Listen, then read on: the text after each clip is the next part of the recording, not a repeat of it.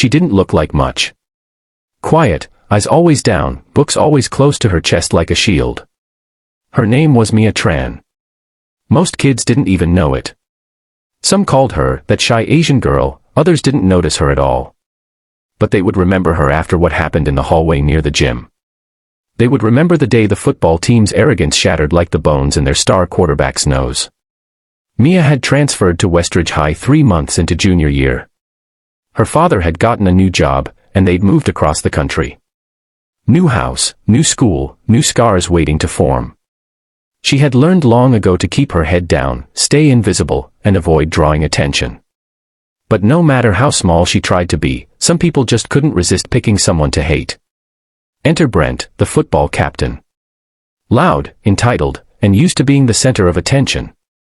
The kind of guy who treated the hallways like his personal red carpet. And with him, his goons. Kyle, Zach, and Leo. The Golden Boys. Teachers turned a blind eye. Students either feared or followed them. They ruled the school like kings without crowns. Mia had her first encounter with Brent the second week after transferring. She was at her locker when he swaggered by, knocked her books out of her hands, and laughed like it was a comedy special. She didn't say anything. She just bent down and picked her books up. That silence, Brent took as weakness. A challenge accepted. It started with small things.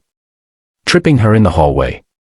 Snatching her pencil case and tossing it into the trash. One time, Zach poured a slushie into her backpack. She cried silently in the bathroom stall while trying to dry her textbooks with paper towels. No one helped. No one stood up for her. They all saw it, but they looked away.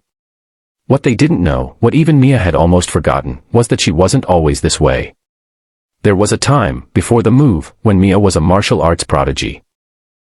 Her mother had trained her since she was 5. She had trophies, black belts, and discipline etched into every fiber of her being.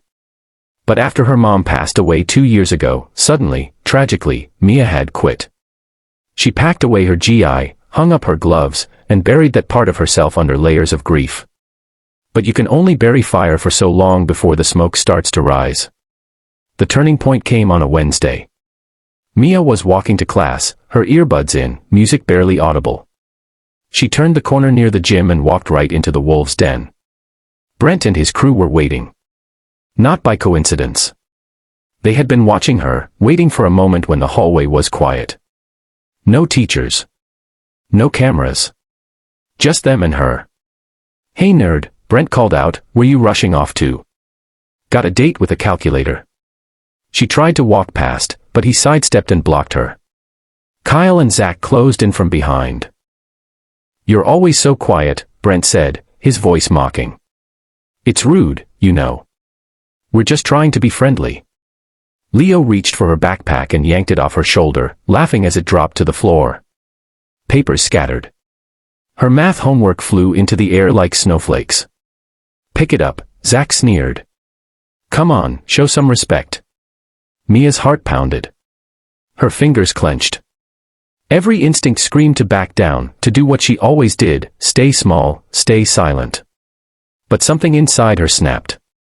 Maybe it was the echo of her mother's voice. Maybe it was the months of bottled pain. Maybe it was the simple truth that she was done being their victim. Brent stepped closer, pushing her back against the lockers. He leaned in too close, his breath hot and smug. "You're not going anywhere until you say please," he said. And that was it. Mia's eyes met his. Calm. Focused. Not afraid. She shifted her weight, placed her hand on his chest gently as if to push him back. And then drove her knee up with precision born of 1,000 drills. The impact was brutal. Brent let out a howl that could have shaken the rafters. He crumpled to the ground, hands between his legs, groaning in agony. Kyle lunged toward her, but Mia sidestepped, grabbed his arm, and twisted it behind his back before kicking him into the wall. Zach froze mid-step. She didn't even need to touch him. The look in her eyes was enough. Leo, the last one standing, turned and ran. In less than 30 seconds, the entire hierarchy of Westridge High had crumbled.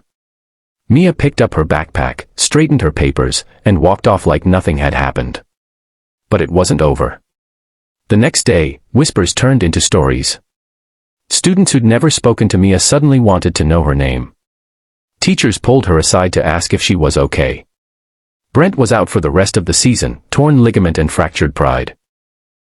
His parents threatened to sue, but the school had already started an investigation, and multiple witnesses came forward. Turns out people do find their voice when the fear breaks. Mia was called to the principal's office. She expected punishment. Instead, Principal Daniels looked at her for a long moment and then said, "Your mother trained you, didn't she?" Mia's eyes widened. Daniels smiled gently. "She was my instructor 10 years ago." Word spread faster than fire. Mia became a quiet legend. Not because she sought fame or revenge, but because she reminded people what real strength looks like. Not loud. Not cruel. Just silent, calm, and ready when it counts. Mia never returned to her old silence, but she didn't become loud either. She walked the halls with her head high. Bullies stopped bothering others when she was near. She started helping students who were being pushed around. She didn't fight again, but everyone knew she could. And slowly, the school changed. The message was clear: bravery isn't always in fists or force. Sometimes, it's in choosing to stop running. In standing tall even when the world expects you to kneel.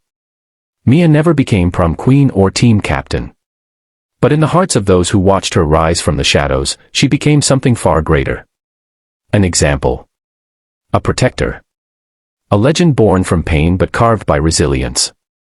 The girl who ended a football season with a single strike, and began a movement with her quiet courage.